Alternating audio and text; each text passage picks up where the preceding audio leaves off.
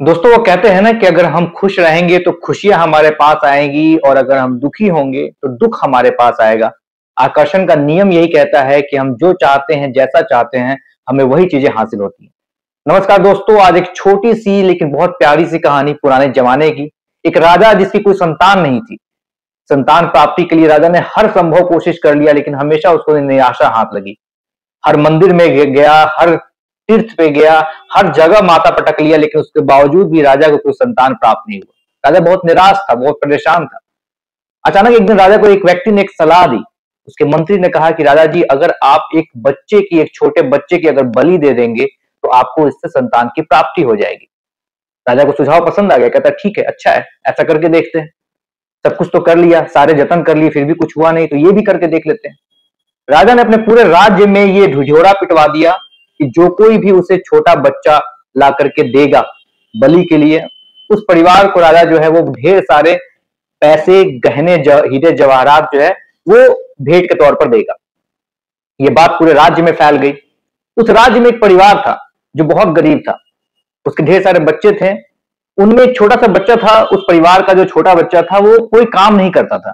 उसके उस परिवार के जो मुखिया था, उसके बाकी बच्चे थे वो कहीं ना कहीं कोई ना कोई काम करते थे, कोई रोजगार करते थे। लेकिन ये जो बच्चा था ये कोई काम नहीं करता था, बस मंदिरों में जाता था, दिन रात भगवान की पूजा में लगा रहता था।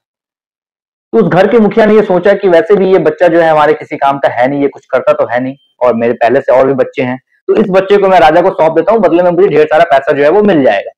तो इस फैसले के साथ वो अपने बच्चे को लेकर के जाता है और राजा को जाकर के सौंप देता है कि भाई ये लीजिए, ये मेरा बच्चा है। बदले में राजा से उसको ढेर सारे पैसे पैसे मिल जाते हैं।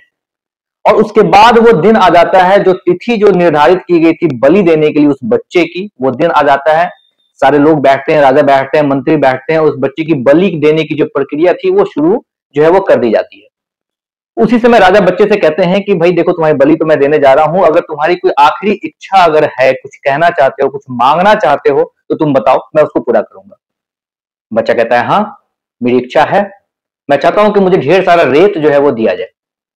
राजा कहते ठीक है। राजा ने बोला कि भाई रेत लेकर के आओ, बच्चे को दो। और ढेर सारा रेत, मिट्टी जो है वो ला करके बच्चे के सामने रख दिया गया। बच्चे ने उस मिट्टी से 4 छोटे छोटे घर बनाए और उनमें से एक घर को तोड़ दिया, फिर दूसरे घर को तोड़ दिया और फिर तीसरे घर को भी तोड़ दिया, और चौथे घर के सामने बैठ करके आंखें बंद करके हाथ जोड़ करके पूजा करने लगा, प्रणाम करने लगा। 2-3 मिनट के बाद उसने अपने आंखें खोली और राजा से कहता है कि ठीक है, हो गया, अब आपको जो करना है आप करो, बलि देना है आप बलि दे दो। लेकिन उसकी इस हरकत को देख करके सारे लोग चौंक गए थे।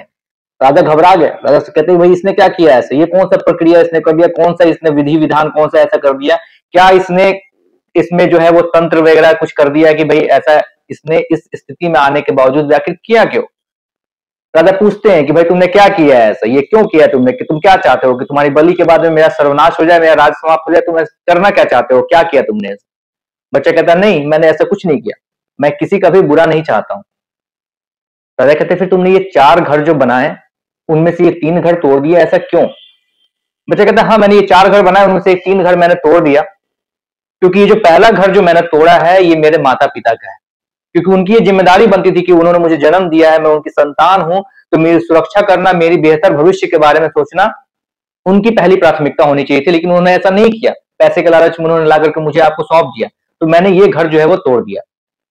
दूसरा घर जो है वो मेरे रिश्तेदारों, मेरे सगे संबंधियों, मेरे शुभचिंतकों का था, जिनकी जिम्मेदारी बनती थी कि वो मेरे माता पिता को समझाएं, उनको ऐसा करने से रोकें, लेकिन उन्होंने ऐसा नहीं किया, उन्होंने अपनी जिम्मेदारी पूरी नहीं की, तो मैंने ये दूसरा मकान जो था वो भी तोड़ दिया।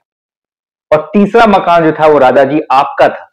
आप तो राजा हैं, ये राज्य आपका है, पूरी प्रजा आपकी है, तो आपकी तो पहली जिम्मेदारी बनती थी कि हमारी सुरक्षा के बारे में, हमारे बेहतर भविष्य के बारे में सोचना, ये आपका काम था। लेकिन आपने अपने निजी स्वार्थ के लिए आपने जो है ऐसा नहीं किया, तो मैंने ये तीसरा मकान जो था वो भी तोड़ दिया। और चौथा मकान जो था ये मेरे प्रभु का था, मेरे ईश्वर का था, और मैंने अब सब कुछ जो है वो उनके ऊपर छोड़ दिया है, तो इस वजह से मैंने ये मकान जो है इसको ऐसा बने रहने दिया। बच्चे की बात राजा को समझ में आ गई। राजा सोच में पड़ गए, कहते हैं कि अगर इतना कुछ करने के बावजूद भी, अगर इस बच्चे की बलि देने के बावजूद भी अगर मुझे संतान हासिल नहीं होती तो मैं क्या करूंगा, मैं किस मुंह से भगवान के पास जाऊंगा, कैसे मैं बाकी का जीवन अपना व्यतीत करूंगा, मैं कैसे खुद को दिलासा दिलाऊंगा कि मैं सही इंसान हूं। राजा ने उसी समय अपने फैसले को बदल दिया और उस बच्चे को ही अपनी संतान मान ली और पूरे राज्य में ये ढिढोरा पिटवा दिया कि इस राज्य का अगला राजा जो है वो मिल चुका है, इस बच्चे को मैं अपनी संतान मानता हूँ।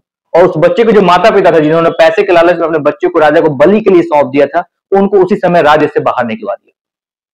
दोस्तों, इस छोटी सी कहानी का मतलब बस इतना सा है कि अगर हम प्रभु पे अपना विश्वास बनाए रखते हैं, अगर हम अपने ईश्वर पर अपना विश्वास बनाए रखते हैं, तो हमारे साथ कभी कुछ गलत नहीं हो सकता। हम में से बहुत सारे ऐसे लोग हैं जो विपत्ति आने पे, समस्या आने पे, दिक्कतें आने पर भगवान के ऊपर से अपना विश्वास जो है वो हटा लेते हैं, भरोसा जो है हमारा टूटने लगता है। लेकिन यकीन मानिए यही वो वक्त होता है जिस समय हमें अपने प्रभु पे, अपने ईश्वर पे अपना विश्वास जो है वो बनाए रखने होता है, क्योंकि ये फैसले की घड़ी होती है। और उस समय अगर उस स्थिति में अगर हमने अपने भगवान के ऊपर से अपना विश्वास, अपना भरोसा अगर नहीं हटाया, तो यकीन मानिए हमारे साथ कभी कुछ बुरा नहीं हो सकता। मैं उम्मीद करता हूँ कि इस छोटी सी कहानी से आपकी सोच में बहुत बड़ा बदलाव आएगा और हम अपने ईश्वर के प्रति, अपने भगवान के प्रति अपनी आस्था जो है वो किसी भी स्थिति में बनाए रखेंगे। बहुत बहुत धन्यवाद आप सभी।